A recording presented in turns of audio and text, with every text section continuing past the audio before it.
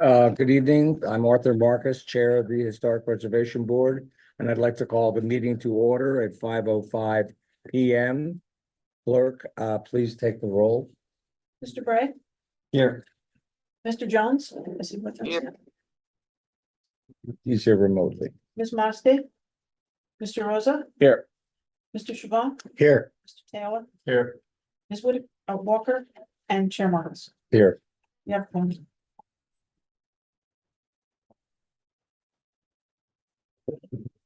So we're now going to stand and pledge state the Pledge of Allegiance. Please, everyone, please rise. I pledge allegiance to the flag of the United States of America and to the republic for which it stands, one nation, under God, indivisible, with liberty and justice for all. Has everyone had the opportunity to review the minutes from last month's meeting? If so, does anyone have any changes, or else I will entertain a motion to approve the minutes? Motion to approve the minutes. Is there a second? Second. Seconded by. Okay, all in favor, say aye.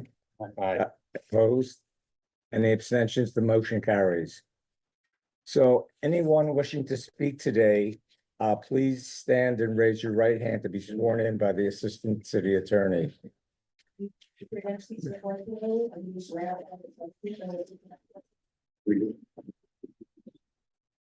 And each member of the public that wishes to speak on any item will have a length of time not to exceed 3 minutes per item. Representatives of associations will have 5 minutes.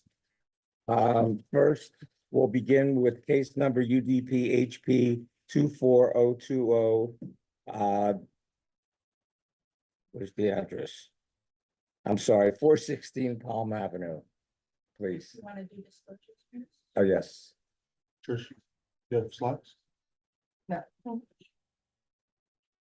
So you. Well, let's just do the disclosures now. I've been by the property. Okay. Go by all the time. I've driven by. No disclosure. Owner. Okay. So you're recusing yourself? Yep. Okay. Okay. We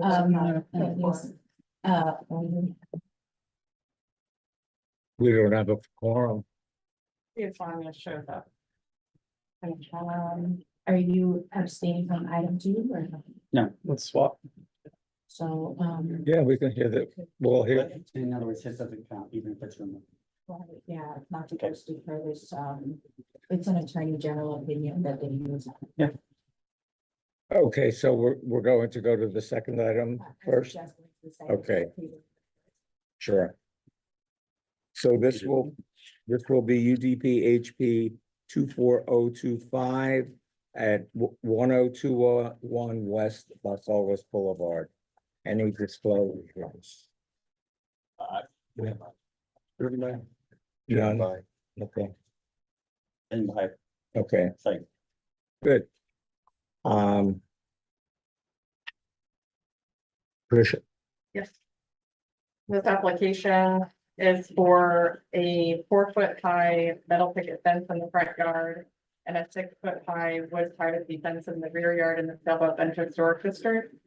The property itself is a non-contributing structure, and the historic preservation design guidelines do limit the height of any fence within the front yard to 36 feet with 30% visibility. So anything beyond that, staff is not able to review and approve administratively. Beyond the height, the application does meet the requirements of the historic preservation design guidelines. And in the past, the board has approved that 4-foot height on, for the front yard. And so in conclusion, in accordance with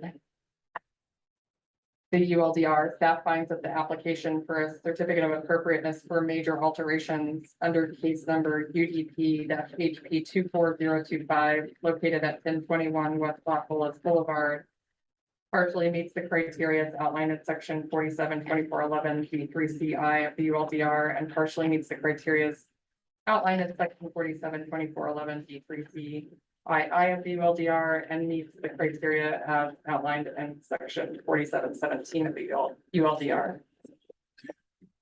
Patricia, I have one question. Well, maybe I should wait till the Uh, presentation. And then there is one condition, which is just, this application is subject to the approval by building, zoning, and all ULDR requirements, including landscaping or consideration of the board. Then- You wanna- Okay, The applicant next? good. Would the applicant like to say something? No? Okay, Process, just pardon? stop it. You would have to stand here and just say your name because you have to be after the shot. So you can't just, yeah, know who you are, say what you want to say. Whatever you said from the audience, say it from the Yeah, podium. I'm just new to the process. This is the first, or actually second property in the historic district we have. So first time I had to do this, so just wanted to figure out the process. Eli, California. And you are, who are you? I own 1021. Okay, great. You swear for what you. Yes, I do. I'm sorry. Okay, thank you. With that, if there's no one else, is there anyone from the public to speak? If not, we will go to the board members. Richard, I have a very clear position on past. Not that we should make a judgment here in the past, but I've always bent on the height restriction and the 30% rule, so I would veer that direction here for the same reasons I've cited before. So I think 4 feet's more than reasonable. what do you mean by the 30% rule? I think there's a 30, what's the picket count? Visibility? 30% visibility. Yeah, 20%? 30. 30%. Yeah, it's supposed to leave a small gap Okay. between, so. I think this isn't nice. That's what they're proposing anyways, right? Is that what it is? Oh, I thought it was just Picture. picketed. Oh, yeah. That's nice. There's just, there's like a chain link fence there now. Maybe a nice improvement against that. Yeah, we've been. improving it. Oh, Well, you have to stand up here to talk. No. But you have to be recognized Oh, I'm because sorry. you can't shout out from the audience. Sorry. But if you really have something you want to add, please raise your hand or something. Okay, you're good, okay. I will recognize. Sorry about that. We're just trying to improve the property. We redid the roof, we're doing the windows, or the windows are done. And we're just honestly trying to beautify the property. I don't know if you guys drove by, it used to be an eyesore, there was bars on the windows and the roof was partially collapsing and we're trying to just beautify the property. Okay, Can I ask a question? of course. So is the plan just to replace the chain link fence with, I'm sorry. is it the Yeah. plan to replace the current chain link fence with something of this type? Correct, exactly. That's what I thought. Yeah. So Shane, while we're with you, do you Yeah, I have mean- anything else? There's already a chain link fence there that's higher than 3 feet. The nicer fence. Of course. I. That's an issue with that. Richard, I don't have any concerns other than just a question, I guess, to Trish. We've had this kind of arise in the past and you have not made a requirement for archaeological dig on the site, even though it's in the archaeologically significant zone. And I thought we'd kind of resolved that in the past, but it still comes up on occasions. how do we resolve it? Well, because it's not an application that's applied to the entire city of Fort Lauderdale. When you're utilizing the archaeological significant zones, and it's only applied to specific properties or has been in the past, so. I'm not sure, But like, I have a question, because if you look on the archaeological map that the city has, right, it looks like everything obviously near the water Right. is archaeologically sensitive because that's where the first settlements were. right. And so if that's the map they're using, they're not applying it equally across the city.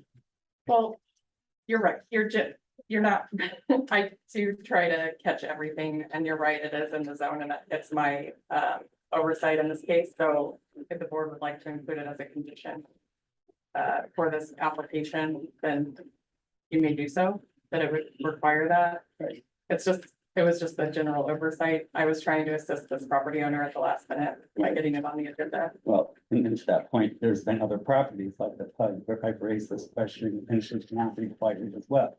And so it's somewhat subjective or arbitrary as to the application in which is required, and that's throughout the Yeah. entire city of Fort Lauderdale, because we have had these places in significant zones throughout the city. And yet, Yeah, various properties are required.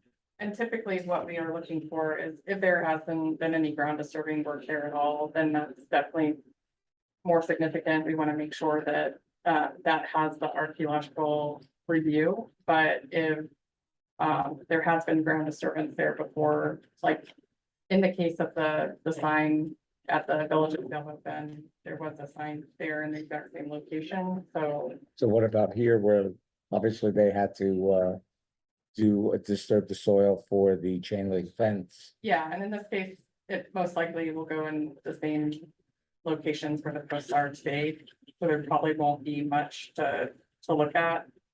We are in the process of doing a survey that's held open to do like kind of a low, moderate and high probability areas of the district itself related to archaeology. So that gives us a better ability to say what the condition specifically would be in advance of what type of ground disturbance would be occurring there.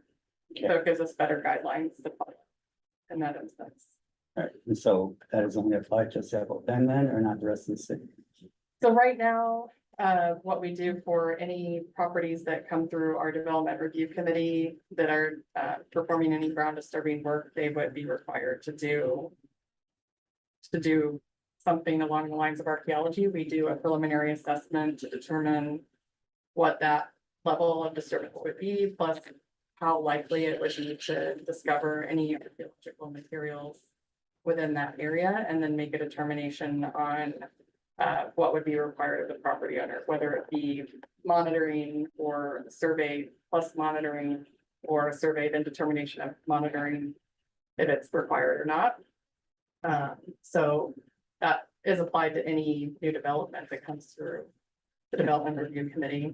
Right, but Citywide. by development, you mean larger apartment buildings and not. Yeah, single and in family homes. general, like that's how it's been applied, is if it's a larger endeavor, or it's going to disturb quite a bit of the property, where we would want to make sure that that's something that would be applied in those cases. And in the past, with the South Bend Historic District, we've applied it to demolitions, new construction, things that would be expanding the footprint of a property, anything that would have a large amount of disturbance involved with it. So if there's additional footers, like even on the archaeological site, they're putting in trees and we're doing monitoring there, Mhm. so, Which I think when that came before the board. Yeah. Did not require it. So no, we did. I don't think we voted on that as a requirement. I think you volunteered, or they volunteered to do it. It was definitely a requirement. Okay. Okay, But in this case, if the board believes it should be included as a condition, then that could be. No, I don't. I just wanted to question like your various different statements on applications in the past, and so it's still questionable about how it's being applied. well, let me ask you a question. Wouldn't you agree that it should be applied since we want to apply the ruling consistently? But my perception is that it's not equally applied across the city using the archaeological current. Well, we archaeological can- significant zones. We can't do anything about that. No, we can't. But it's not fair or just to Okay. continue to do this. If there is already some holes that were done for the particular fence and opposed, I don't see a reason to do it I and understand. apply it to this application. We're not the ones who make those decisions. Right. Yeah. Okay. Tim? Well, I'm sorry. Richard, did you have anything more? No, that was it. Okay, I'm satisfied that this is, we can move forward with this as it's being, the application describes the job. okay. Then I have one question for the applicant, if you can stand up here again. Sure. I see on your page A10, the one page, you have like in this one drawing, there's style A, B, C, and D. Which ones go where? Of course. I guess we all have to look at our sheets, but it's like, yeah, I'm just Oh, curious. these are just the swing gates, the latches. Oh, so that's why, Yeah, they're showing you. okay, but otherwise, most of the time it's It'll gonna be it'll VA. Just correct, just. Okay, okay, Yeah, there'll be two gates. understood. Okay, in that case, if no one else has any questions or comments, we're open to hear a motion.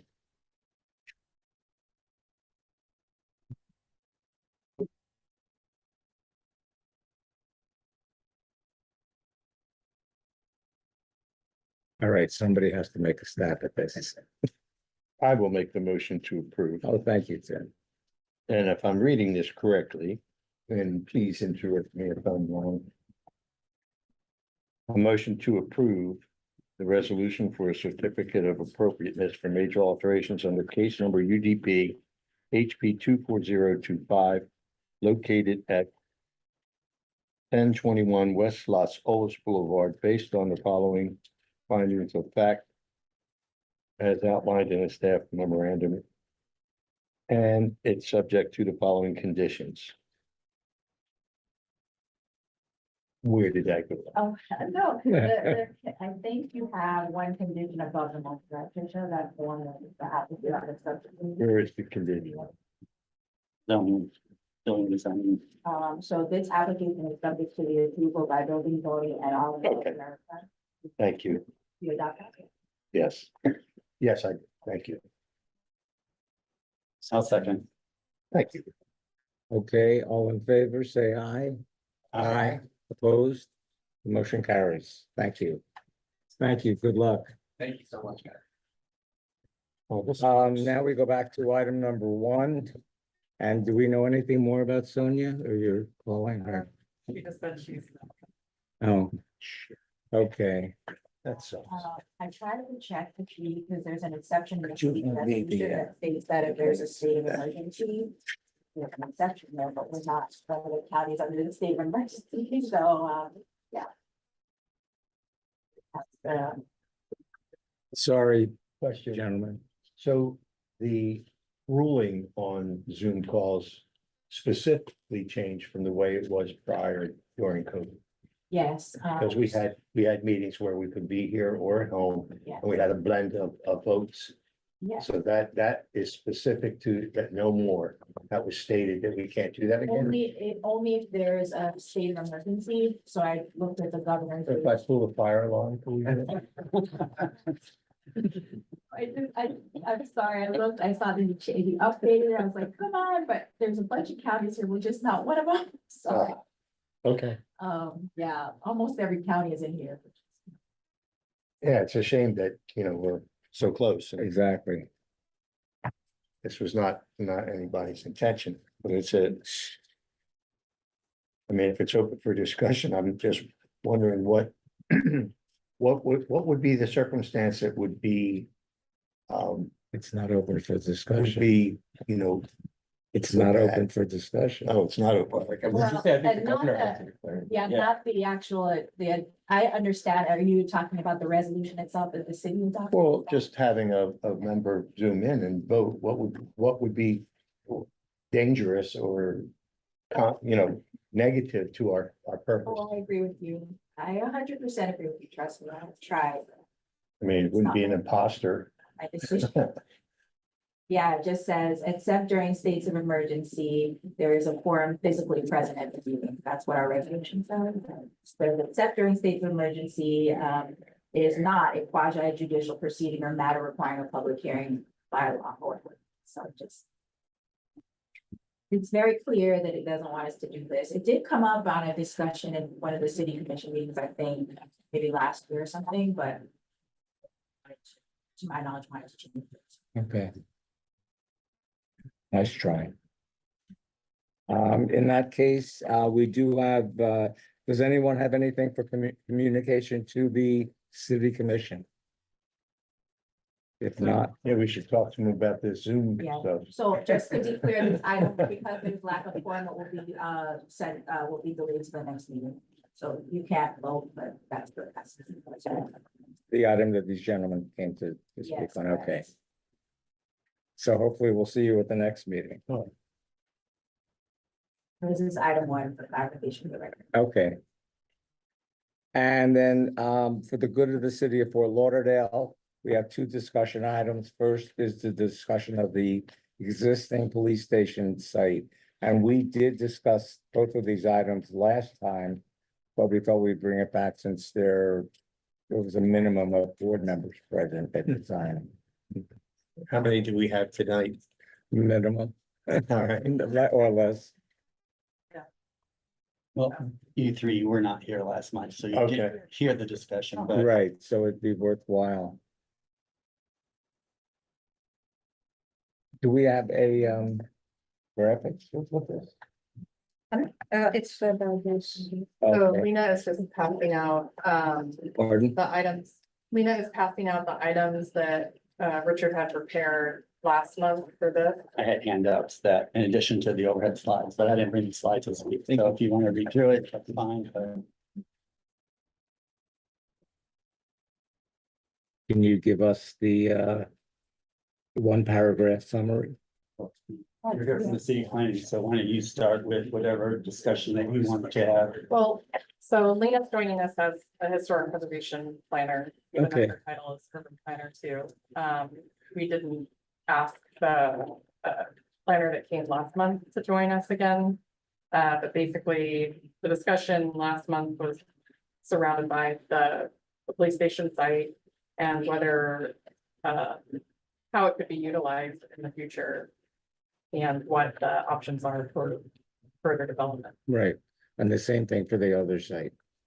The other side, We'll get into that next, but yeah. yeah, was, it's the former Bark site, which is the Right. Broward Addiction Recovery Center, which is at 1,000 West Second Court, Fourth Street, really, because it intersects between both.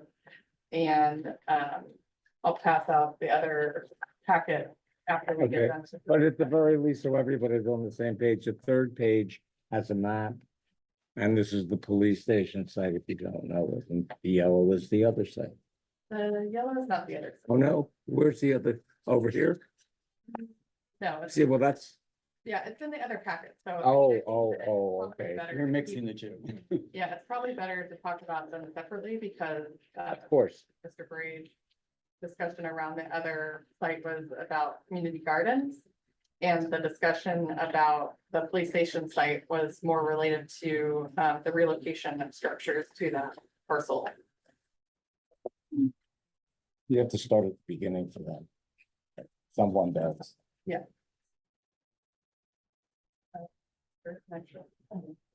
But this was an item that the board requested to put on the agenda. To have a discussion. There really wasn't anything that was concluded with at the last meeting. It was really. Just a overview of the site and whether or not there's interest in. Making any sort of communication to the. Yeah, you had some comments about what was permissible for the city. As far as the site is concerned, you know. Well, current zoning is Yeah. what they were stating. Yeah, current zoning is a community facility. And we don't allow housing on the site for our current zoning regulations. So it's something that the Broward County has recently amended their, I think it's their land use plan to allow it, but we haven't amended our code yet. Okay, And it would be for affordable housing specifically, okay, and that would be something that would come later. and just give us a little bit more of a definition of community facility. I mean, I can guess, but, you know, Yeah, I mean, generally it's like, police station, fire station, hospital, library. could be. So there's different things like that would be for community use. And, beyond that. I can read the definition from the code. That's fine, that's fine. But part of the point that I even raised it was because that these were two lots that were government owned lots. So this one is a police station community facility. It's owned, occupied by the city of Fort Lauderdale. It has been done some renovations, revisions of what it currently is with the new police station, and the extra space is just not being used effectively. So as a board, this property is in historic district, that to take an active role in trying to suggest ideas of what we think that would be a good use for this property and make a recommendation to the city. So that was the reason I brought it up. And so I just put together a few slides and some information that I thought would be helpful in guiding. It's all up to us if we actually want to do anything, or if it's just leave it to the city to do what they want. But it's kind of sad as a board that we don't take an active role in seeing a vision for historic preservation in the city. Especially since it is a community facility, any property, as Richard brought up before, with historic nature or contributing nature that is demoed at this point, that are being improved, and we can shift these properties to a city-owned lot, and they can be used for a community facility. So whether it is, staffing or any of these other uses, they can rent them out, lease them out like they do in the H1 district. A lot of those houses there have been relocated, at least two of them. One is brand new reconstruction of a schoolhouse. The Oliver House in Seville Bend was relocated. And so relocation is something the city of Fort Lauderdale has done. It is not unusual. The property in Delray Beach, that I use as an example, they're doing it. Deerfield Village in Michigan has done it up there with the Ford, and Jamestown has done it. Relocation is not the ideal, but it is something that's used to preserve the history of different structures or properties. This is a historic district. That's why I thought it was a good idea. As I remember from the discussion last time, and Tricia, please weigh in on this. There was a concern that in moving older houses from different parts of the city to one of these lots, you'd be creating the image of a false historic district. You said something like that.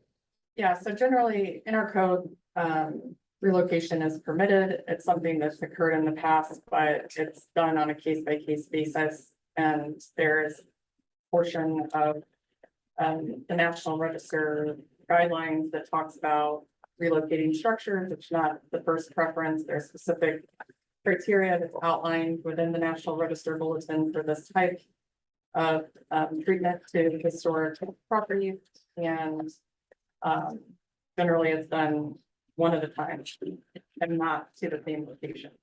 And once you start moving them all to the same location, it does create this false sense of history that isn't really taken as a positive in historic preservation. You create kind of like this architectural park, which isn't true to the nature of where the buildings originally came from.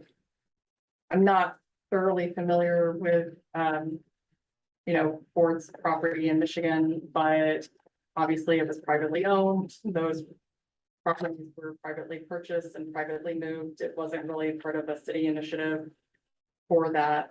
And I'm not thoroughly familiar with the Delray Beach initiative either, and where the properties are coming from, if they're just being relocated on the same site.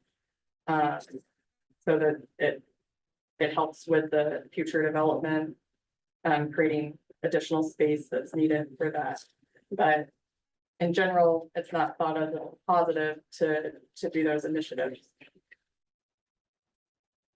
But there are three structures in the city of Fort Lauderdale have been moved significantly. It's the Oliver House, But the they King were, Cromley House, like I the said, Shippey House. they were moved individually at Right. different times. So Richard, I don't know how it would work practically, like who's gonna pay for this and when we would require it, but as far as like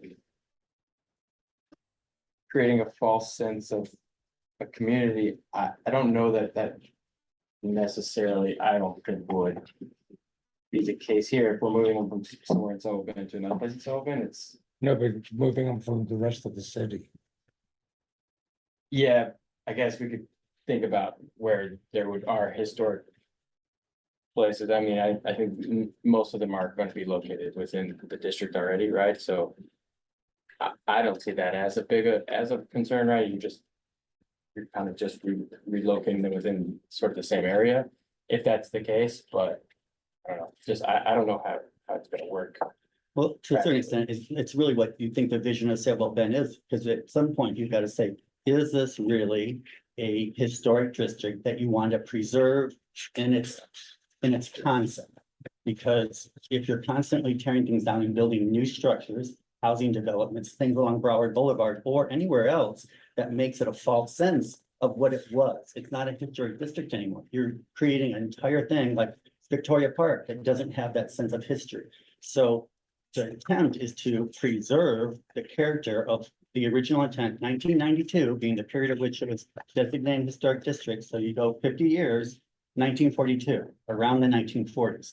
So if you want to have that character of a community, that's what you're trying to preserve. Otherwise, you're not a district anymore. What's the sense of having a district if it's just individual houses that lie within a community, whether it's Victoria Park or Rio Vista or Riverside? Then it becomes a loose sense of a historic district. It's not relevant anymore. Well, I'm gonna chime in.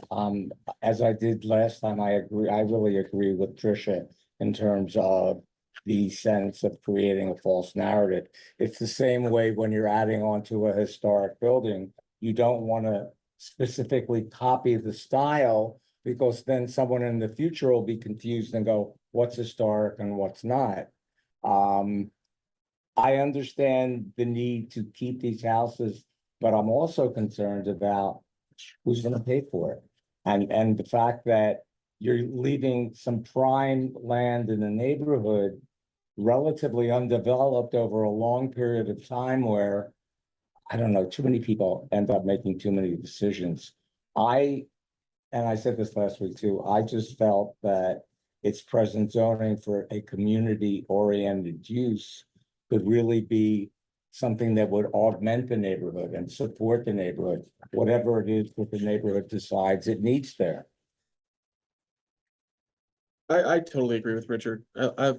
I've lived in the neighborhood for a long time. I know he's lived there for some time. Shane lives there for some time. I don't see how anything is going to change without an initiative for it to change. And it's such an invisible street. I have a lot of trouble with a false narrative. It just seems so opaque to me in terms of what that actually is. Like, you get off on Broward Boulevard, you start heading east towards Fort Lauderdale. What's there now? I don't think anyone is proud of. The police station's nice, but if you go east of or west of the police station, it kind of looks like a de facto industrial yard. That's what it looks like. So if we're gonna go from that to something better, I don't know why if you look at Richard's highlights on 4732-3, we clearly have a charge to do that. We clearly have incentive enough to do it. So to not propose it would almost be a failure of the initiation to at least look at it. I had no idea about the Del Rey concept. It looks, and now that we're sort of loosely in discussion, I've looked at it. I've looked at what they did with the Henry Ford item. I can't see as a board, and I'm not going to speak for anybody, how you can't look at what these images are and not say, wow, this would look really nice in place for what's there currently. And who pays for it? Obviously, that's a discussion for another day. I don't think we're going to solve that in a meeting on, one day's notice. But I think if you could create this confluence of, okay, you're going to maybe not relocate every house, but if you look at the site plan, this isn't numbered, but if you look at the site plan that's proposed in the back, and you fronted some of Broward Boulevard, or even you fronted the backside on Middle Street, and you said to yourself, we're going to implement a mixed use plan here, I don't see how this is a false narrative that's not going to pay homage or some What worthwhile. are you calling a mixed-use narrative, though? To me, these I'm all look like new building. No, I'm looking at the fourth to the back. So if you look at that one with the red overlay this is a reference to Sunby Village. And It doesn't have to be exactly what I did. Right. You can do It's just for different all variations. purposes of illustration. So I'm more so getting at, if you look at what he did, it's a ground floor retail restaurant, second, third floor office, and then boutique or retail food and beverage. There's a huge piece of dirt. It's 9 acres, right? That's there. So there's room for a lot of activation, and it does lay into this idea where you can create some walkability to the neighborhood. You can create a beautiful way to corridor into the city. Otherwise, what happens next? No one seems to have any clue on what's going on, other than the rumblings 2 meetings ago where we thought there was a developer that might be looking at it to do something vertical on it. That's all we knew. So I don't know where this goes from here in terms of presenting it, but I'm totally in favor for it to see it Hey, resemble. Arthur, I think I'm allowed to talk on this one. Alan, I'm sorry, we forgot about you. Yes, No, not a problem, not a problem. I just wanted to say I enjoyed Richard's presentation last time. And I like this idea. I would be in favor of going forward with it. And as the discussion has ensued, figure out the dollars later. But I think this is what we're here for. I mean, we're looking for a way to preserve. And if this is an angle that could present itself, we ought to be going after it. Good to see everybody. Thanks. thank you, Alan. Look, and I don't think Colonial Williamsburg would be what it is if we didn't have that relocation of things there. And everybody goes there and thinks of what amazing experience they have. But that's So- not real. Part of it. Part of it is, yeah. Because but things which have been part? relocated. Well, Which but you part? could see in buildings, they're labeled. So I know. just like you're saying on anything, with these buildings have been relocated. They're historic buildings, they're labeled, relocated from someplace else. H1 district probably wouldn't exist with these relocated properties if it didn't have them done. There wouldn't be such an H1 district. So where are we, Tricia? I'm sorry, where do we go with this? I'm sorry, Tim. It would be up to the board if you wanted to make communication to the city commission. I believe Michaela from the Broward Trust for Historic Preservation Oh, I'm is sorry, interested yeah. in speaking, if you would like to entertain comments from the public. I will entertain comments from the public and then we'll come back to the board. Thank you. And as far as funding goes, like anything, if you have developers. That you make a requirement that they contribute to the historic preservation and they make a fund. It's an That's impact been fee, done 100%. all over the city for different aspects, whether it's a park and that's We- one. we have, Okay. This is an impromptu opinion. Can you just state your name? I know it, but everybody. Okay, my name is Michaela Kupanka, President of Broward Trust for Historic Preservation. Based on the fact that we're Broward Trust for Historic Preservation and what we stand for. In terms of the preservation of historic properties. I have, to be honest, in this case, I'm gonna lean. With what Tricia is trying to, I think, bring to the table with regards now. My one argument would be to this board. We're losing lots of potential, well, in several bend, they're already, if they're significant, they're already historically designated. Some of them are not designated. And the biggest reason this whole thing, I think, bubbled up is because of the fact that this board comes together and many times the decision that comes out of it is for demolition. And there's lots of give and take, or there should be some give and take, but many times there isn't. And the board primarily votes to demolish a historic structure that might have the potential to be saved. Richard's idea, admirable, to bring together a community of historic homes. That to save them by relocating them is admirable. My concern from a preservation standpoint, again, leaning in the direction of what Tricia said, is that you're going to, and I did hear correct me if I'm wrong, I did hear somebody say that these homes have the potential from coming from different areas within the city. Is that correct? Possibly. So now we're looking at different periods, we're looking at different architecture. We're looking at different significant issues about why that home should be preserved. And you're asking to bring a home from point A, another home from point B, another home from Sailboat Bend, and plant it in this little community. Now, I will say, I have been, Davie has one. But they're small. They're very small. Davie doesn't, I believe, have more than 4 structures. So they're limiting those structures to the age, the period, style, architectural style. So that's my concern, is that you're gonna just have this rigmarole, for lack of or too many different structures. It needs to be I'm not saying it shouldn't happen, I'm just saying I think it needs to be probably scaled way down. And yes, Annie Beck, our house was a relocated Right. house. I have actually suggested over different periods of times of trying to bring another home, one more, maybe two, possibly over to Middle River Terrace Park to create a small zoo. But I think the size of what is being proposed here on this is just, it's too large. Green space, Maggie and I had this discussion, the city can use more green space. Another possibility, but come together more as a board to try to find a way so that you don't feel like you're stepping on someone's toes when it comes to saving a historic home. That's what I really am standing here imploring right now. Because, we're losing them. We're losing these resources too fast. And you guys, the reason you're sitting on this board is hopefully you all believe in historic preservation. And that's why you're sitting in this volunteer position, to look at what the guidelines that the city has put into place, along with what the federal government has put into place, and try to follow those guidelines. I mean, they didn't just pull these guidelines out of the clear yesterday. Thank you. Thank you.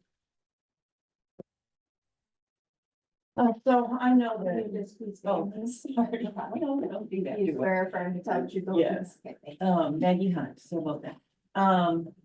Yeah, I mean, I know Tricia's right with how, preservation is supposed to happen.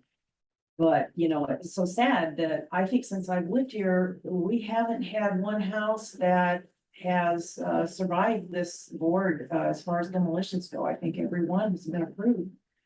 That's in the period of significance. And so out of desperation, I sure would like to see something like this happen. I think, it's gotta be, I think you have to be careful what you put there. Originally, I think a lot of us were thinking from the neighborhood in the period of significance, only the ones that are historic. So that puts them in a specific time period. And if it was to come from somewhere else, I would think so. But even here besides the Annie Beck house, didn't we move the Shippey house? And we have a little neighborhood over there. And I believe that out of desperation, I don't think anybody wants to do this to wreck a historic district, but I think across the country, they even have a new name. I think they're called zoos. They're called what? Zoos. But I want to reiterate what Michaela says. I come and listen, and people sometimes when they're giving approval for demolition, and what they say, they talk about the safety of the house, but this is not a safety board, it's a historic preservation board. And people talk about development in the neighborhood. Well, it's not a development board, it's a historic preservation board, only here to say if it's historic or not. And sometimes even in that, people say, well, I don't feel it's historic because it's done this or that. And that's not, Tricia, please correct me and say whatever to make what I say correct, but I'm pretty sure we're supposed to go by the Department of Interior standard guidelines. And so if you're gonna have a dissenting vote, you really need to quote from that document. Because if it's done by the guidelines, that means as far as the national register and everybody goes nationally, that means it's still considered historic, whether we would like to think so personally or not. You know what? And that workshop was great that Tricia had. I think there's a lot of new members. I wonder if we need to do that again. I sure would like to go. You know what?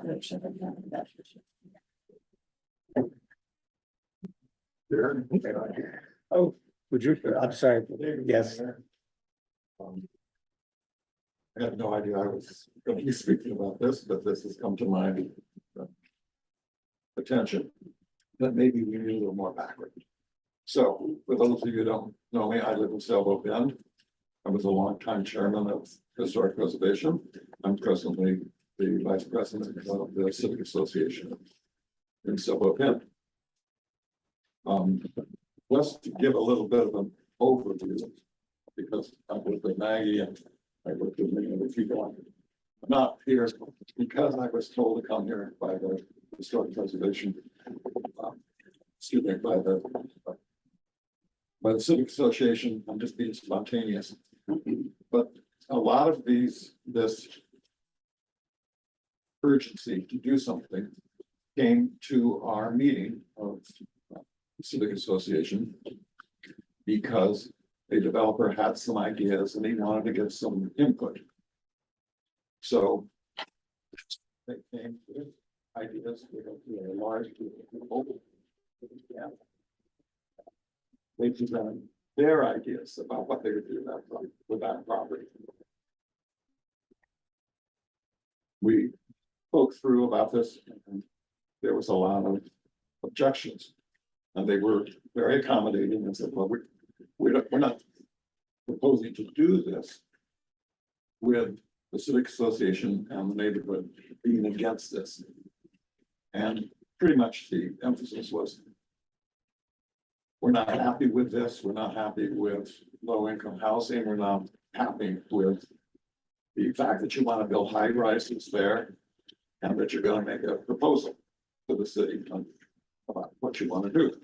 They were very accommodating, and I think that came really through Maggie and her group that she's working on a vision for the whole district of Sailboat Bend.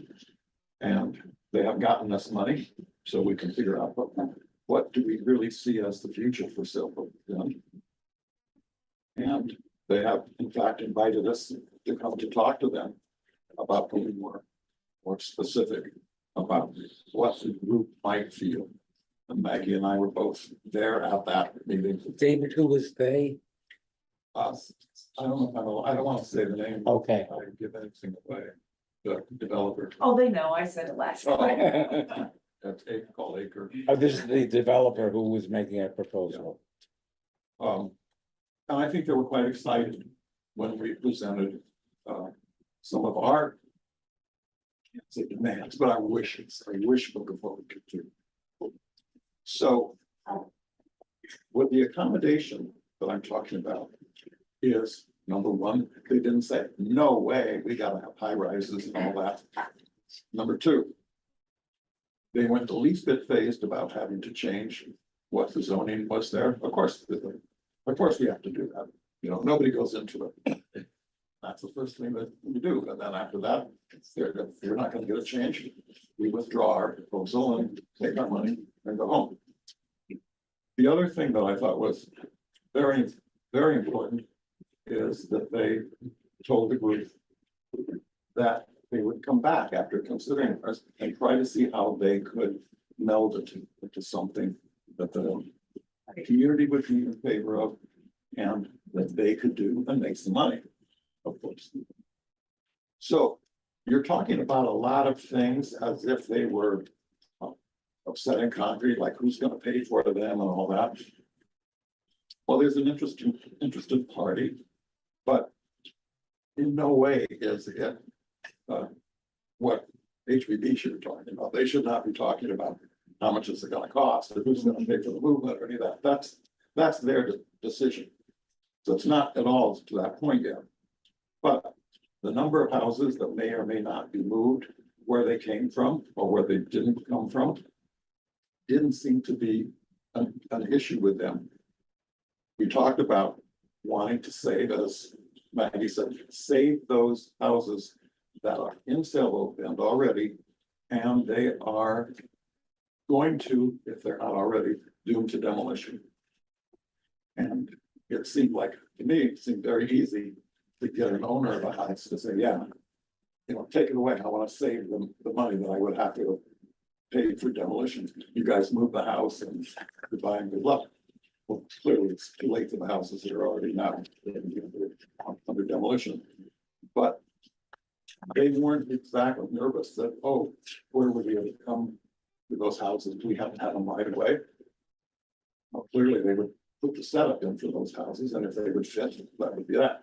But nowhere did anybody say, oh, you have to have 4, you have to have 5, or we're not going to be happy.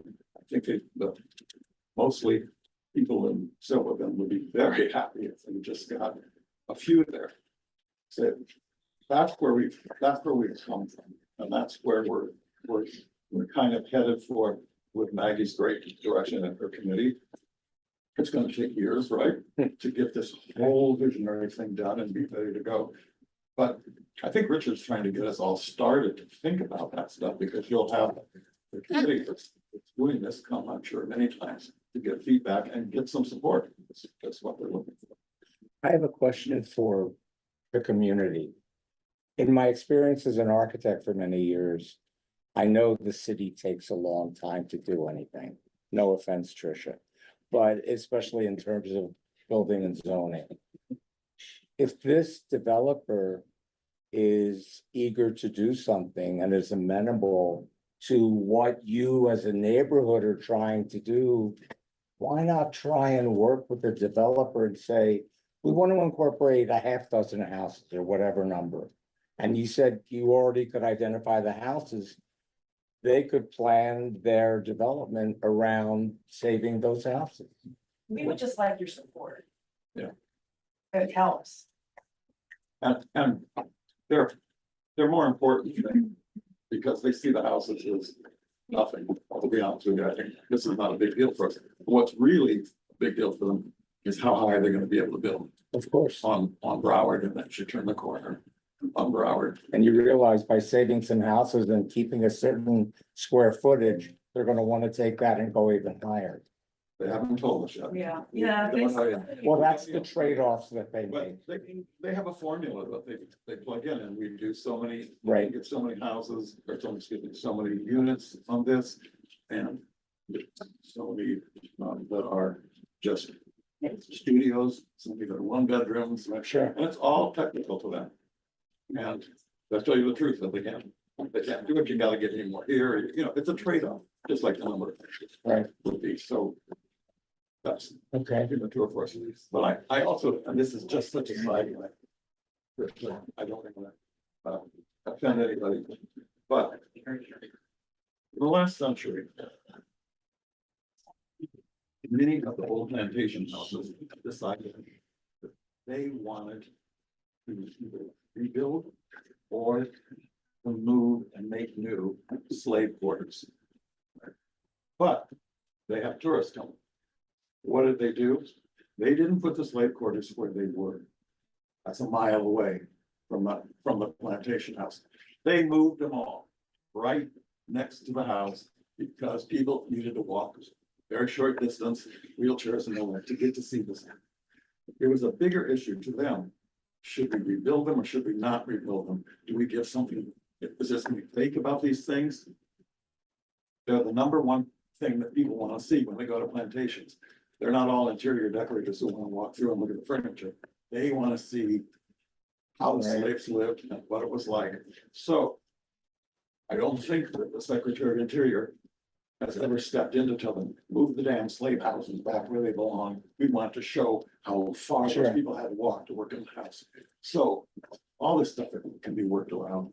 You don't have to think, we're gonna go to jail because we put some houses here and said, well, Ben, I did them there. That's not how they work in preservation. They have a brain and they don't have to, they have to. Thank you. That's all. And also, there's one thing you have to remember, this is a district. It is the only residential district in the city, in the county. I don't even know how many they have in the state, but there are very few residential historic districts. And so trying to preserve that character is going to be lost if we don't kind of make an effort to preserve the character of the district. It's just gonna be, like I said, another Victoria Park at some point, because you're not making any effort to make it that character for pre-1940. So who owns this land now? The city? Okay. All right, so it's in order to wrap the conversation up, where do we go from here? Because the Secretary of Interior standards too, so, yeah, of course, preservation, but there's rehabilitation, restoration, and reconstruction, all aspects of preservation.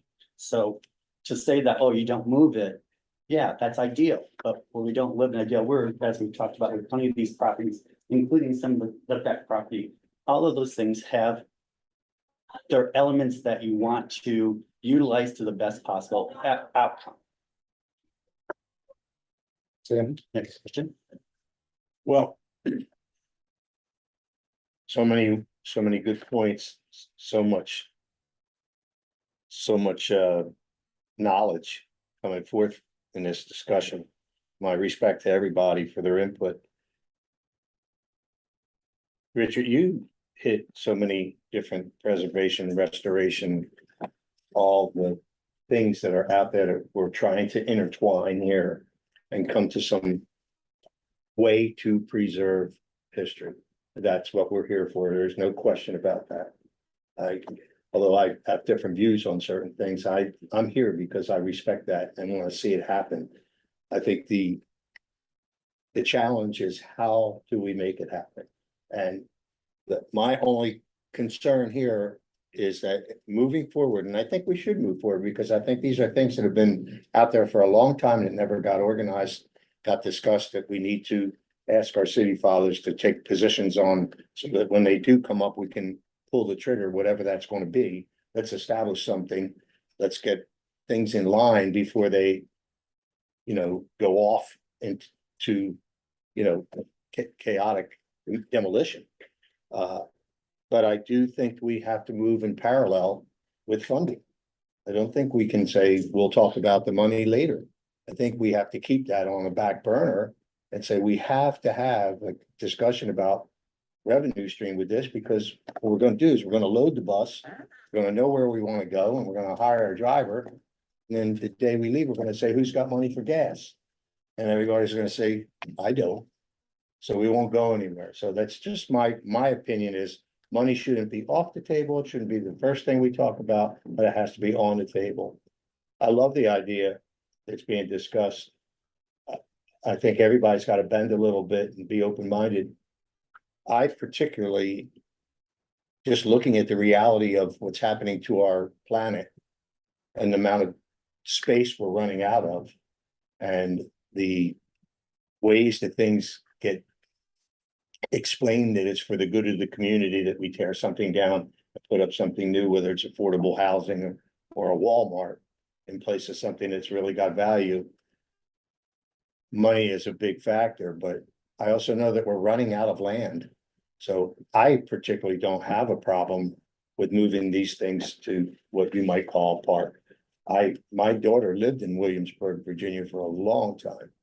And I visited her every month for years, and what a beautiful town. And I also think we can't forget that when you stimulate someone's mind with a visit to the real thing or something that brings up the real thing, you bring them what we're all trying to do is preserve history, not just tangibly, but also mentally and spiritually. That we talk about it, we absorb it. Because we are going to run out of a time where someday you won't be able to put your hand on it. You're going to be doing it virtually. So it's important not to forget that and to keep that content out there.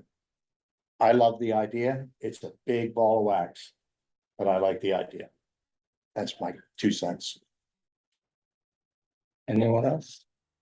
So what's next step? Make a communication to the city? It'd be a motion to make, unless someone else has a comments, but a motion to the commissioners. Could I just read some law for the record, not taking a position, just want to read some law to make sure we all know what's going on with it. So under the National Register of Historic Places in section 60.14, it says changes and revisions to properties listed in the National Register. Relocating properties listed in the National Register. Properties listed in the National Register should be moved only when there is no feasible alternative for preservation. When a property is moved, every effort should be made to reestablish its historic orientation, immediate setting, and general environment. It says some other things about what you have to do prior to moving it. And then it says, in the event that a property is moved, the deletion from the National Register will be automatic unless the above procedures are followed prior to the move.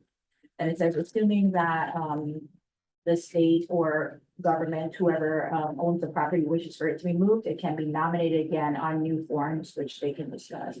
And then in the Florida Building Code, it states that in section 67.4, the secretary discourages the moving of historic buildings from their original sites. However, if a building is to be moved as part of a rehabilitation for which certification is sought, the owner must follow different procedures depending on whether the building is individually listed in the National Register or is within a registered historic district.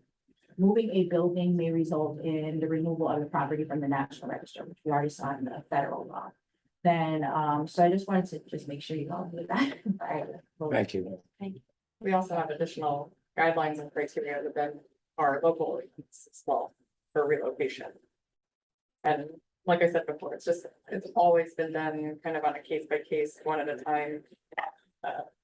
Right, and it will be, Procedure. in this case too, each property that is up for demolition or wants to be demoed, you're gonna evaluate whether it's worth saving and whether it's worth relocating. So all of those things will still be applicable and still be following those procedures. Just like if you want to change this from a community facility, it has to go through zoning and approval from Broward County, all of these different processes. It's just making the initial effort to consider whether this is the best use of the historic district, or that's our recommendation for the city to actually preserve the district. Before the city does something else with the space. Right. We're not gonna get the inventory just by going and saying, yeah, we want that house. Well, no. You know?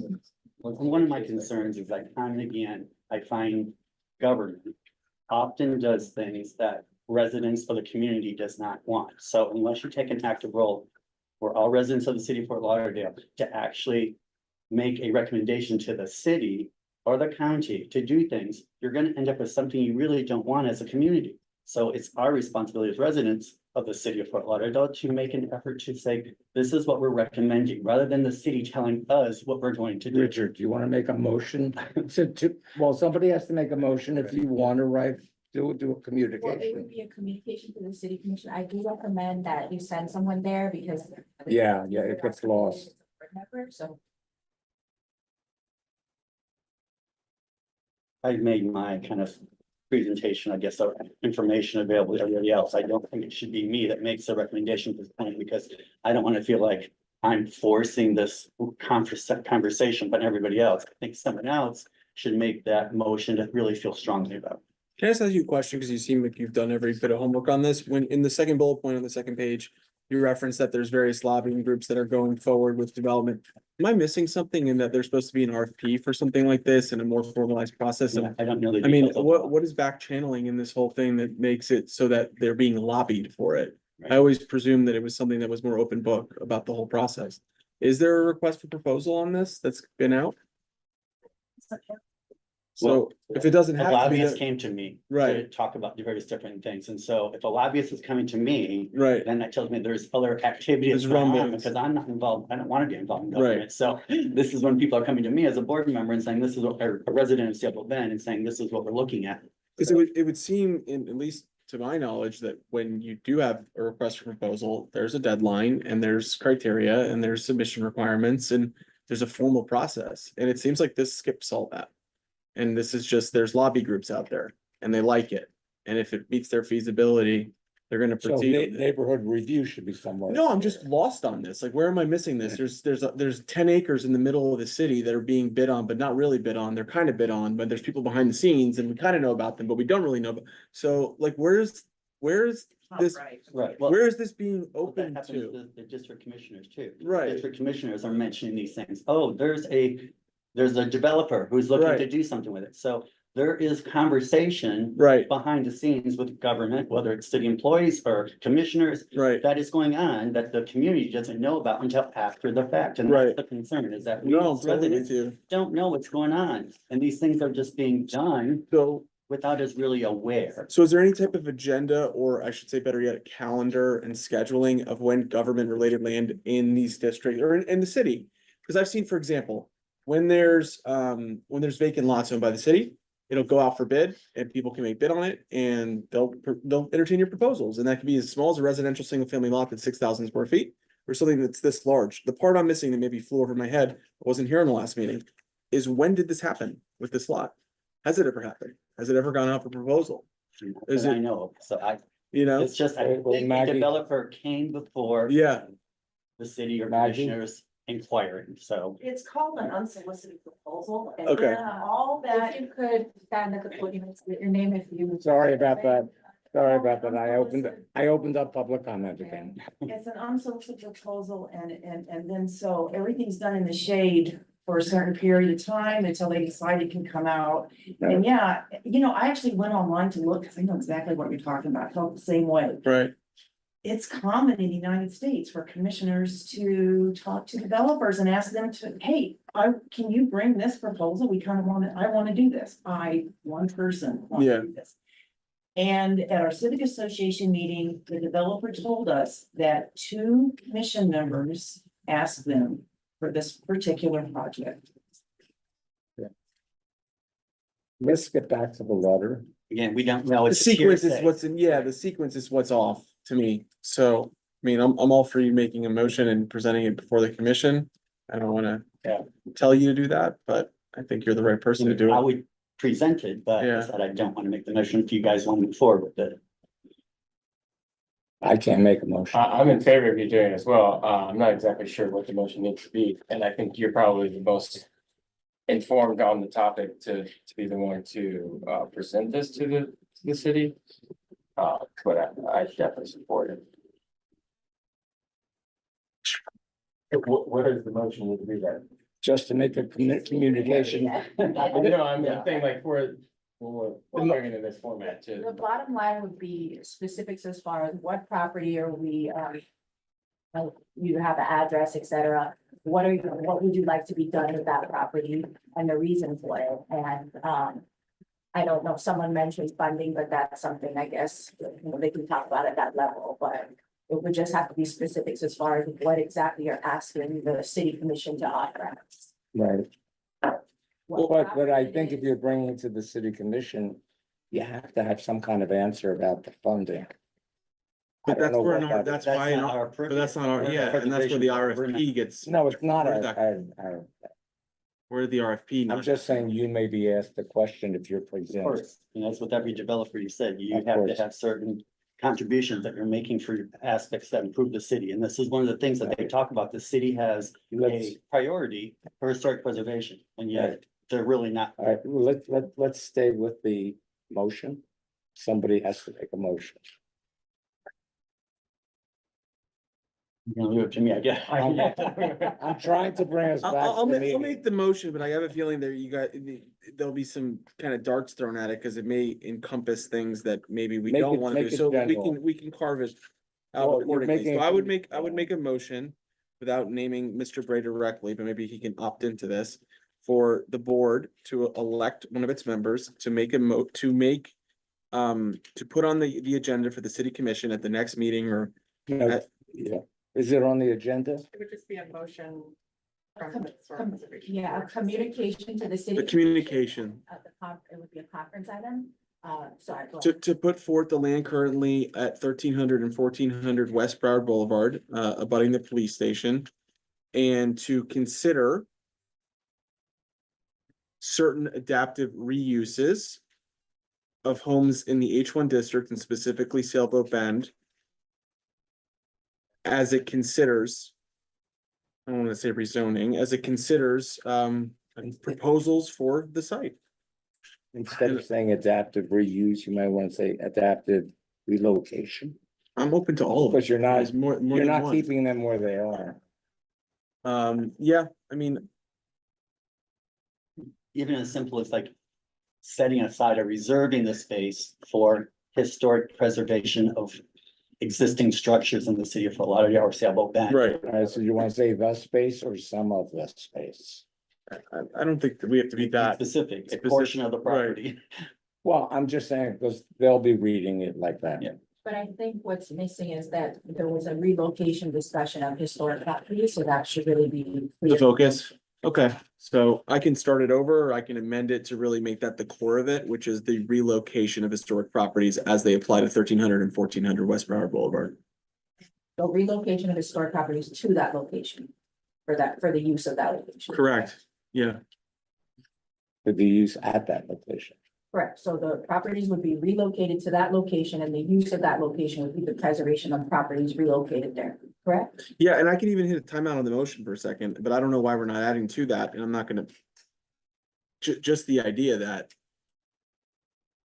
When this site is considered, if at all considered on the table for a. Just to back up on my thought, if this does get proposed, it comes to us because it's regulated within the board. Okay, so we're preempting that in a way by doing this, right? We're going one step ahead of it because nothing's come before us. We're just trying to initiate it. Yeah, I mean, to my knowledge, I have no knowledge of what's going on over there, so. Right. Literally, framing it in the way that the historic, preservation board is concerned about the preservation of properties. And wishes to use this for relocation of those properties. You probably want to add maybe the properties that may be demolished or, you know, the people are thinking of demolishing it because that would be more of something that will comply with the requirements of what I mentioned before, because no reasonable alternatives, you're just moving it because you feel like moving it, that's not gonna. Yeah, but I don't make an implication that we would claw back on something that has already been approved for certificate of approval for demolition, right? So, No. okay. I think what I heard was mainly, there's a concern about properties that may be demolished in the future. and Okay. As an alternative to demolition, which is in our code, that they could be relocated. Right. And so the city's, the public use of the property that they're thinking of would be the use, to preserve, historic properties for their relocation there. As the alternative would be demolition. That, I think that's what I listen, right? Yes, you did. I would just ditto city attorneys there. Yeah, she should have wrote it. Approval on the draft. More articulate. Yeah, she nailed it. It's a great distilling. That's my understanding of it, right? So. That's precisely mine as well. So you want to make that your I will motion? make that my motion. I will adopt that motion. No, that distills it, I hope, a lot better to be able to. I'll Put it in second. Second, Alan, did you want to add anything? Shari hit it. It was the otherwise demolished that I wanted to make sure was in this, and I second the motion. Thank you. All right, now he's remote, I'm assuming Yes, that he can vote. He can vote on this Okay. because it's not quasi, yeah. Okay, All right, yeah, I just second. I have one concern with your motion. That I feel like if you go into the city commission saying you want to use all of the property for this, I think it may have a better chance of using a portion of the property. I don't think it's gonna do anything but spark a conversation. So Okay. that's where I think it's like, I don't wanna ask them for a little sliver. I want them to understand that the Okay. intent is what it is. Start with that, absolutely. I have a question for clarification before I vote. The property you were talking about is the existing police station, No, it's 1380, it's just west. Just west. so there's a giant empty lot there. Well, Yeah. Red. the police station, yeah, and they're building the new one right next to it, right? Right, so- Yeah. Yeah. So it's- where's the property that we're moving all the houses to? Okay, so that's vacant now. Well, it's got some structures there, but it doesn't have any current use and they will likely be demoed no matter what goes. Well, its current use What's is gonna go, community what's gonna service. go where the police station is right now? There's no buildings that are being used. Yeah. I'm sorry. What will what is gonna be built where the police station is currently? The police If station, any, The new police station, oh, so they're building it over, right? Yeah. right there. Yeah.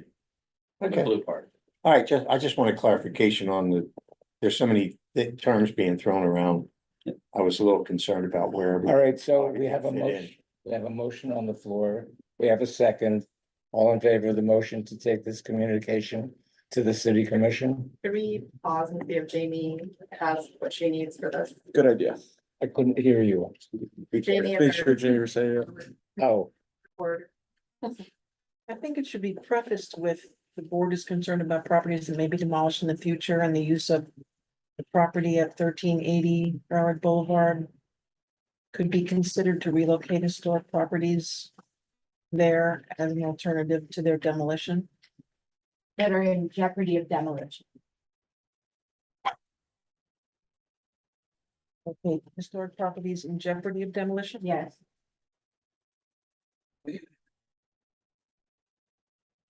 If that's okay with the board, sorry, I was trying to move solo. Yeah, no, you're that's, trying to help. that's it. Good. Okay, is that good for motion?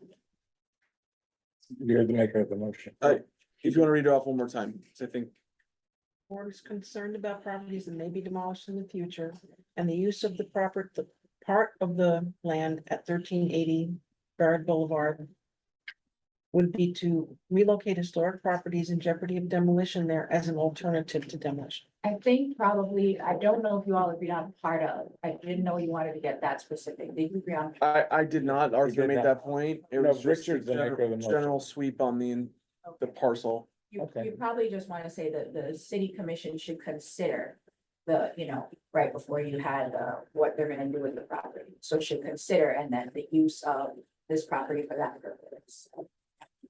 So it's not some of the land, it's.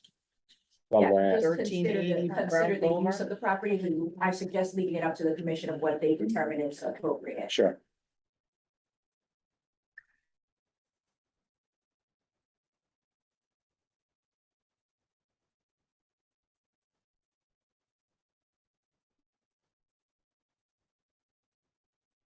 So we have a motion, we have a second. Can we vote? Who's the second? Oh, Alan. Alan was the Alan, you second. vote on this He's first. allowed to second. So we're giving him his Zoom rights. All in favor, say aye. Aye. Opposed? The motion carries. Can we just recall, item number 1? I'm sorry, I forgot to get the reason from you, Richard, of why you're abstaining. I have to. You're the owner of the property, so there is under 286, a potential conflict of bias, et cetera. and all that. Potentially. Yeah. Okay, yeah, there's a bias, okay, so we'll just have to do that one, yeah. Thank you. Do you want these back? She's got us up for the next part. Oh, okay. And, It's been discussed, it's, you want to keep it, that's up to you. Yeah, okay. Okay. Wait, no, we have one more item to discuss. What is that? 1000 Southwest Second Street. It's similar. Bark, Pardon? Bark, the Barkfield Bark property. Okay. Thank you.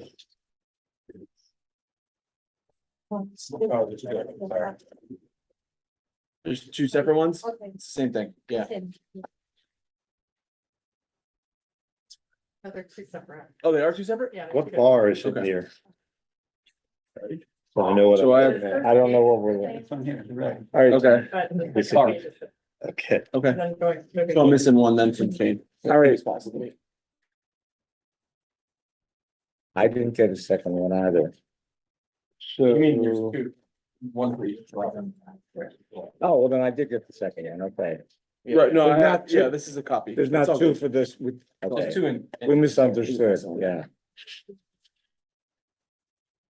This was another request specifically from the board to place on the agenda. I understand. Continuation of the Discussion from last month for 1000 Southwest Second. For Okay, so we just first identify on which map this property is located, is it on the, on the fourth page, fifth page? Look at page 2. The red, It's the bright red one, the other one. The bright red one, all the right? red one, Bingo. yeah, The one owned by Broward County. yep. Because the pink ones are all government. and, So this is actually a different request because it has to go to Broward instead of the Right, city. well, again, I don't know if we have to request to the commissioners and the commissioners take their, Oh, to the Broward County Commissioners or how that works, That's but. what I would suggest. But we as a board Okay. can make recommendations to the county or any government entity, whether it's another board or whether it's, so how does this proposal differ from the first one? this one is. Just another suggestion, government-owned land of how we can utilize this to preserve the character of this, of the community. And what are you proposing in And here? I was suggesting that this be used as a community garden, primarily because that's, if you look at the history of the community gardens, they were fairly prominent in the late 19th century, early 20th century. And because this is a historic district that was based on a 50-year time frame to the 1940s, they would have normally have had a historic district or had a community that had a garden for use during that time period. It started as a farming area that was in need at the time for people to have a close proximity for fruits and vegetables, or in this case, even modern times, Boston has the Fenway Park that they still have today. There were places that had established in Michigan and in Philadelphia that community gardens started because there were necessities for people to have food and access to food. Sebald Bend itself does not have any grocery stores or any food access within its boundaries. So this is one avenue as well for people who our renters, there's a map there as well in the pages of the number of properties that are multi-unit versus a single-family home that has land. And a large percentage of the community is renters or multi-unit things that they don't have land for access to gardening. It is a essence of people's health and a sense of community to come together to build community and have a good mental health outcome. There's various different things of looking at this for the benefit of the city and the community as a historic district. And I've gone through with pointing out that Broward County has a number of parks in the city, of which there is none in District 2. All of the other ones, particularly District 3, has 9 different Broward County parks. Broward County is the owner of this property and they are a certified local government. So the certified local government, they also have an obligation to make an effort to preserve the character or the historic district. And so I'm presenting this as like, it's part of the character that would have been in place as a community. This is a residential district.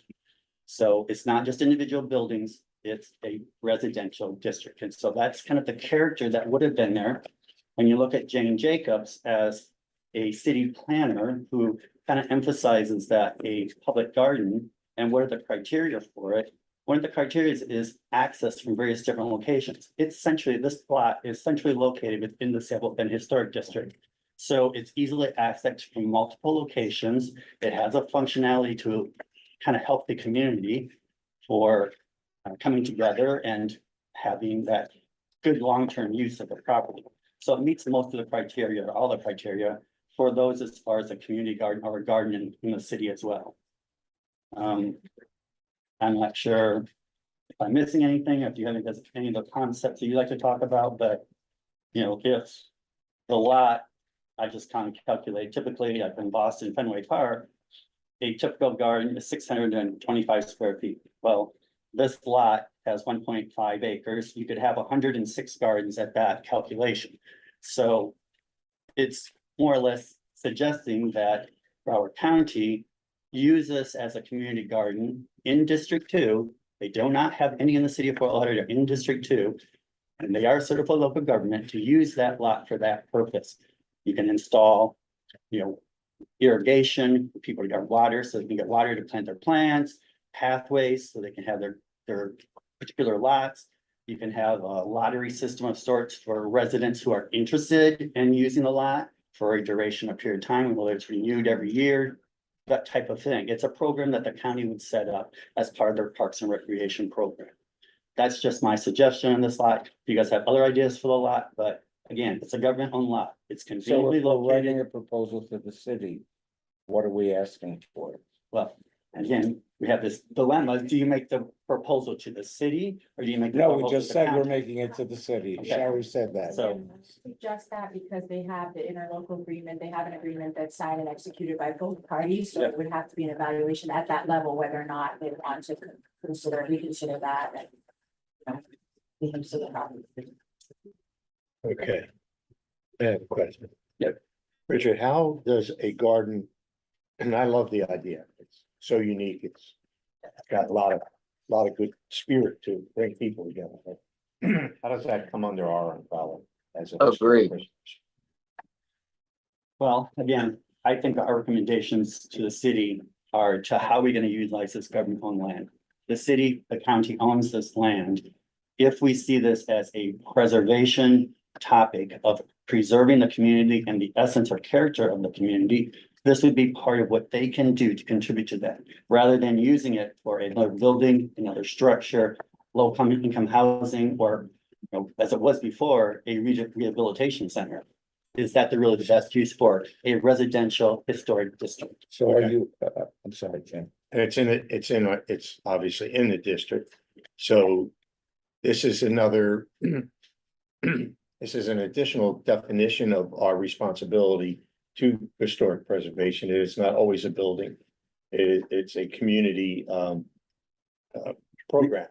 Community resource. Yeah, okay, community resource. Yeah, I like it. Excuse us, Look, you had the, Michaela, you wanted to say we have something? the preserve already over here, so it is a preserve of the land, Put that of up the to character. the So microphone. it's an essence of the character of the Okay. historic Okay. district for residential. Michaela? I have a question and what, and it's kind of, I know. You should be presenting this to the Historic Preservation Board of Broward County. Can he do that? I'm not on the board, but No. No, is it? I know. You do this whole Yeah. thing. You can, like, But then we- it comes down to, as Sherry is indicating, it comes down to the city commission. So he can't do it. So my suggestion wouldn't be to do that, because it's almost like you're usurping the authority. Yeah. Okay. So I would So not he do has to that, go- you would do your motion, I suggest, to the commission and let them decide if they want to. You know, because this agreement really is about the staging, et cetera, the use of the property for the construction, but there is a mention in this that the county was considering new affordable housing development, so it's something that you shouldn't, you know, leapfrog over there before you have the authority. That's why I asked. Thank you. Go through the proper channels, I guess. Yeah. Yeah, Is the right, point. right. I So think it's wonderful. I wanted to get back to our motion, which is always the sticking point. Again, feedback. Hey, before we go to a motion, can I, quick question? Of course. I recall this from last month, and like Tim was saying, I appreciate the enthusiasm and zeal that Richard brings to this issue. But I think it may not fall, and maybe Shari could help me. Does this fall within the domain of HPB, or is this something that Parks and Recreation would look at? It seems to me it's out of our area of expertise and domain. Well, I think because it's still technically, is that a part of the historic district? Yeah, I think because it's still Yeah. technically in there, we didn't change the boundaries. Technically, it is within this board's purview. The only issue is that there is an existing agreement made for this specific purpose, and their plan in this agreement says they plan on doing an affordable housing there. So I mean, you would be going against that or not. I don't know if it. Well, and now's the time to do it if you're gonna do it. Yeah, I mean, you would just have to ask the commission, that's all. Right. You have to remember that this is something that you can present, even if it isn't like planning and zoning. If we're saying that we recommend that you change the zoning so it's mixed use, so that you can do adaptive reuse for properties. That is no different than saying, Okay. we recommend that Parks and Recreation or Broward County Parks and Recreation set aside this property for a community garden and a historic residential district. You I are wa- I served by want- local I government. want us to get to the point. I'm sorry, but I'm trying to lead us. You've made your points very well, and I think we all understand what the issue is. But we still need somebody to make a motion so that we can have something to write. Well, I'm waiting to see if they have further questions. Well, So, you've seen it last week, so. Yeah, I just wanted to point out that I'm seeing that there isn't literally an application for this through the city. Did you know that? I did not. Yeah, there's an application for whether you're gonna designate to be an urban farm or community garden. And that the city's own statement is that the city of Fort Lauderdale has adopted a process for permitting every community garden, and our goal is to have one in every neighborhood. So that's their mandate. they planning on doing that? Well, it's right there. So I don't agree it's out of the purview. I think it is within the purview because it's within the I think district. so too. I believe it is a very easy sell on a horizontal use because you're not asking for a tremendous amount of capital to allocate. Literally, you could probably sod it and put good soil into place and then you start from there, right? I don't know if you have to plot it out You necessarily, divide the plots. but nonetheless, sure, I wanted to ask you, when is that developer agreement or when is that agreement dated for? This is from, I believe, June 2023, and it's a year long. Right, so that's kicked, at Yeah, least it's for a year now. long, and they can keep renewing it, but so far it says the Right. first term is a year. So no, let me check here. So at least as an interim use, I think it's a very compelling point. I think it would not only be well received. The fact that it went from Bark to a parking lot to that would be an amazing transformation. And I think it's a very, I would hope, by any standard, a very simple kind of implementation and installation to do. It seems it would be, and I, you know, I developed a lot across the street from there, and when I did it, it was under this premise that bark would go away. And when it finally did, bark was crumbling, it was falling apart, like literally it was falling apart. And when that left, that was a big relief. But to see it transform full circle, to see this happen, I think would be unbelievable for the neighborhood, and I think it would change the whole feeling of that north part of Sailboat Bend, where I think it lags in some ways to the aesthetic and the feeling that you get on the closer to the riverside of Sailboat Bend. No, 100%. And it would lift it. It would lift it a lot. So I'm totally in favor for it. I think it's a great idea. And I think you could point to the city's own initiative. They have adopted a process for permitting community gardens, and our goal is to have one in every neighborhood. Well, we'll help them achieve the goal. So There's your motion. And There's that's, a that's motion. the, that's the Yeah. There's reason your for the motion. letter. That's your Yeah. motion. Shane, do you have any questions? No, I agree. I like the idea. I think it's a good idea to, Richard, the point you made is take the initiative before the city makes up their mind on something else, and at least express our view as a board of what we think. And they can decide to agree with us or not, but at least we've taken the initiative, and so I would be in support of that community garden. And you may also obviously going to try and get more people to speak at the commission in favor.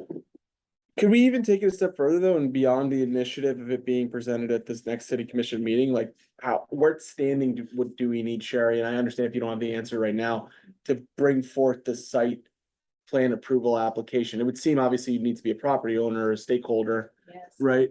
Yes, so the site plan would be, have to be done by the property owner or an authorized representative, so they'd have to give someone authorization to do it. Okay, Also, I think there needs to be probably a zoning change that zone for it, and I don't think It so. says that you can do community garden in any zoning district. Basically, district, it says like all residential categories, all mixed use residential categories. so as we're, Well, I think the city just this past year went through and cleaned up some of the parks and recreation zoning, so that, again, just as a Yeah, zoning so, process. yeah, so the only thing is, you know, Broward County is the property owner, the only issue is that there's a current agreement that is it's with Broward County and the city, and they're using this for their staging for the construction equipment. So the idea is, I don't know how long it'll take for the police station to be built. So I suggest just framing it in after you're finished using Yeah. it, because the idea is we don't wanna hold up the You have a lease construction. agreement that you more than have it to. already is. well, maybe we could even come under the idea of the renewal being renewed under this premise that it's gonna become a community garden with them. Maybe it could lapse. No, it let it lapse, but at least in that. I don't know, the politicians would have to change it, that's not. Right. It's clear, it says here, propose use new affordable housing development, so they may or may not change, I don't know the Okay. politics of it, but that's what's in here, so. You know. I'm in favor Just for it. convince them to change their mind, so we'll see. I think it's a great idea. So we have to go back to a motion. Poor Arthur. Well, we can't leave if you want to get this to the commission. I'll make a motion. Nice try. I'll make a motion on it. I would make a motion to have a historical preservation board member present at the next city commission meeting in order to present. Not sure which item it is on our agenda here, but the agenda item at Prior Bark Center, we can reference that more clearly in the 1,000 Southwest Second at Street. 1,000 Southwest Second Street or Second Court, to propose that the city of Fort Lauderdale adopt a process for permitting a community garden or urban farm with its own stated mandate to have one in every neighborhood. So it would be Broward County because they're the property owner. Okay. So when the agreement, you know, is. Sure. Over, because they need it for staging for construction. When that, exactly, when Terminated or expired. when staging and when parking for the new police station, when that agreement has expired or terminated to no longer being needed. That was a big word salad, but hopefully. we No, it made sense. It made sense. Yeah, That was not word salad. So do we want to repeat that, Amy? So we have to make sure it says I think you probably should say city commission could communicate to the county because. Okay, Yeah. yeah, that's a good distinction.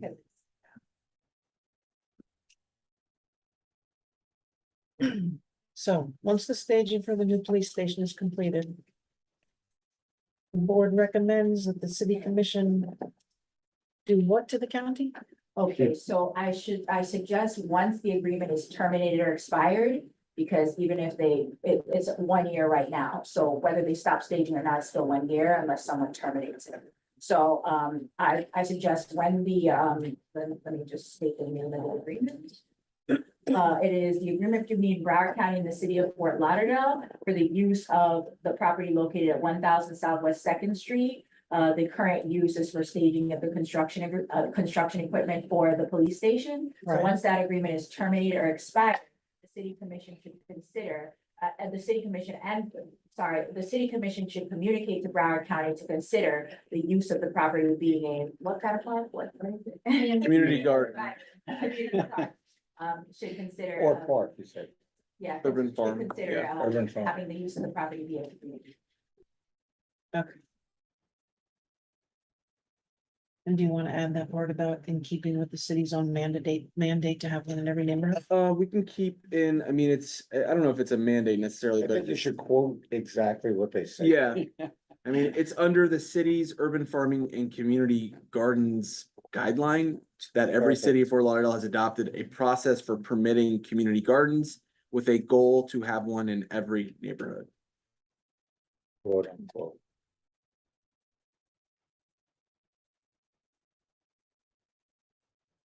So we have a motion. Do we have a second?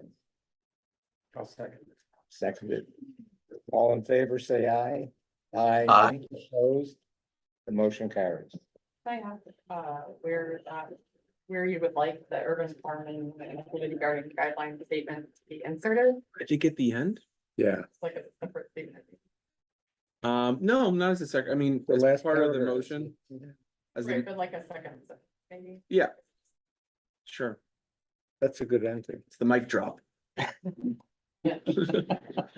So just to be clear, Richard, you will be representing the first piece of property we voted on? That's. And the again, up to second, board to second decide. piece of property, as you have all the background on all this, I'm just saying, they're gonna have questions and you have answers. Let's no be one else efficient, does. let's do that. Is that okay with you? Thank you. Do we need a? Yes, you probably should to make it clear for the, I'll make a motion for Richard Bray to present before the city commission on behalf of the board, both communications. both communications. She got me every time tonight. A second. The law is very specific. Okay, I'll second it. all in favor? Aye. Aye. Opposed? The motion carries. With that, is there anything else? I'd like to just thank Richard for his hard work on all this stuff. A Agreed. lot of information got put together and not, On this? not easy. Well, there's another thing that I'd like to bring up, but I don't know if it's too soon to kind of continue a dialogue about these issues. So I can wait till next month or next opportunity, but it's the discussion about planning and zoning, which I kind of alluded to tonight a little bit, so. Give us a one sentence. No, seriously, what are you thinking of? Well, because of the rehabilitation issue of these properties, and there's no incentive for people to maintain or improve their property. One of the major incentives, as I kind of pointed out, I had a property in Mount Dora, Florida, that was a property, it's a Victorian home that I used for retail because it had mixed use opportunities. So it's that type of rehabilitation use of it rather than it as a residential property. But so it is looking at zoning and recommendation to either certain streets, certain areas, or the entire thing. I don't know what's the best use, but recommending. This is also a very opportunities. complicated building and course. zoning thing, because you have to raise the floor level up. And that changes the historic nature of the property. Anyway, to be continued. So, yeah, Do you want to make a motion to put that on the agenda? I don't know, it's a bit too soon. It's a lot to continue to talk about at this stage. Yeah. but, I mean, if you guys want to, we can do that, but I think it's something that we Well, need to one- discuss further because there's such small opportunities for incentives for property owners, and that is one that could make a difference for allowing these properties to continue as structures in the district. When is this going before our commission that we just voted on? Tricia. Procedurally on I mean, next one or the one after? probably won't be the next one. Yeah, well, we'll have lots to talk about if that's the case. But So will generally- our meeting be after that meeting or before that meeting? I don't know. Because they meet on a Tuesday, we meet on a Monday, but is it a week after Yeah, their, so their Tuesday or is it probably the the week next- before? possible one would be September 3rd, which is the day after Labor Day. That's and- us? That's the city. That's the commission. No, And no, then wait, we are meeting September 9th. and we probably will have a lot to talk about that night. But I'm not, sometimes the first couple of meetings after the break. You know, just depends on the agendas at the moment, and they typically like to have the minutes as well. For these types of items as backup, so. It's possible that it would be on 17th of September. So it just depends, and I'll. It's in the queue. Yeah, we'll put it on a different agenda meeting. that night. Yeah, I think you keep it separate. Okay. Make a motion to adjourn the meeting, Adjourn. adjourn, same thing. Second. Go home. Good, adjourned. All right, Got a vote. out to do.